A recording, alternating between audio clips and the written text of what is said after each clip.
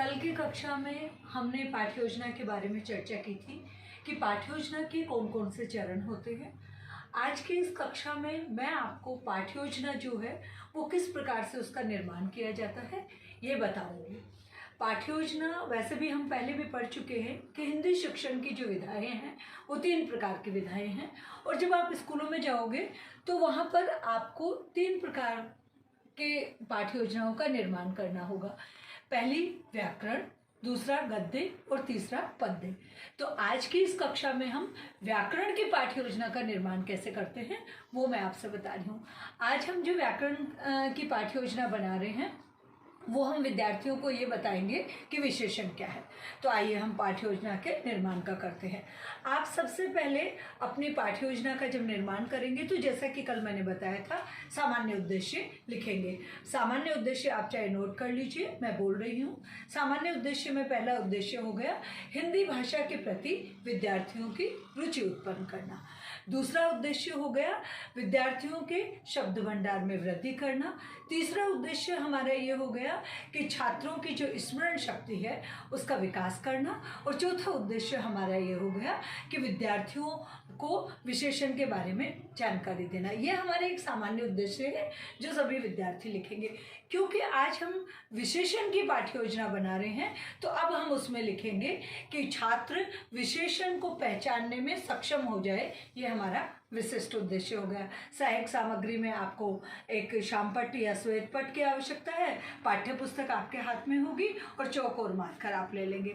अब आ जाइए पूर्व ज्ञान की जांच हम कैसे करेंगे। हम विशेषण की बात कर रहे हैं तो हमने जैसे मान लीजिए कि पूर्व ज्ञान की जांच करने के लिए विद्यार्थियों से एक पहला प्रश्न पूछा कि दूध का रंग कैसा होता है।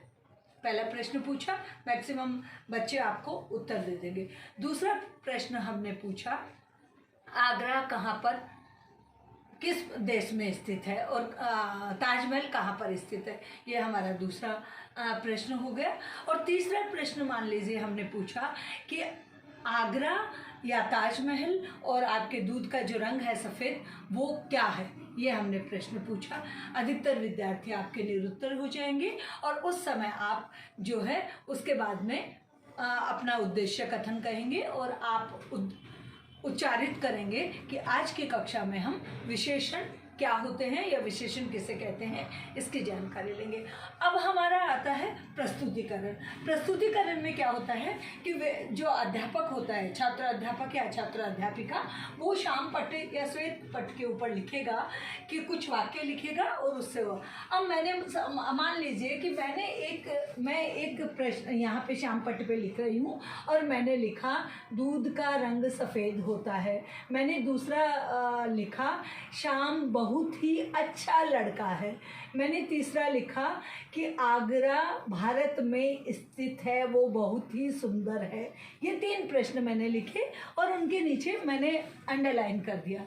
अब मैंने विद्यार्थियों को पूछा कि पहला जो मैंने प्रश्न लिखा जिसके नीचे अंडरलाइन है सफ़ेद, सफ़ेद किसकी विशेषता बता रहा है, दूध की विशेषता बता रहा है।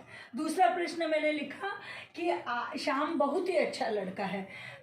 बहुत ही अच्छा किसकी विशेषता है, श्याम की विशेषता है। तीसरा मैंने प्रश्न लिखा कि आगरा में ताजमहल है और ताजमहल बहुत ही सुंदर है। सुंदरता किसकी व्यक्ति की जा रही है, ताजमहल की। तो इस तरह से ये जो अंडरलाइन हमने करा है, जैसे सफ़ेद हो गया, दूसरा हमारा सुंदर हो गया, तीसरा हमारा बहुत ही हो गया, ये जो है ये क्या कर रहे हैं, ये विशेषता बता रहे हैं। तो अब जो विशेषण क्या हुए, जो संज्ञा और सर्वनाम की विशेषता बताते हैं उन्हें विशेषण कहा जाता है। और संज्ञा क्या है, पूर्व की कक्षाओं में हम पढ़ चुके हैं कि संज्ञा है कि जो किसी व्यक्ति, वस्तु, स्थान और भाव को परिभाषित करते हैं या उनकी वो बताते हैं, वो संज्ञा कहलाते हैं। तो इस प्रकार से यह हमारा प्रस्तुतिकरण हो गया। और प्रस्तुतिकरण के बाद में पुनरावृत्ति होगी और पुनरावृत्ति में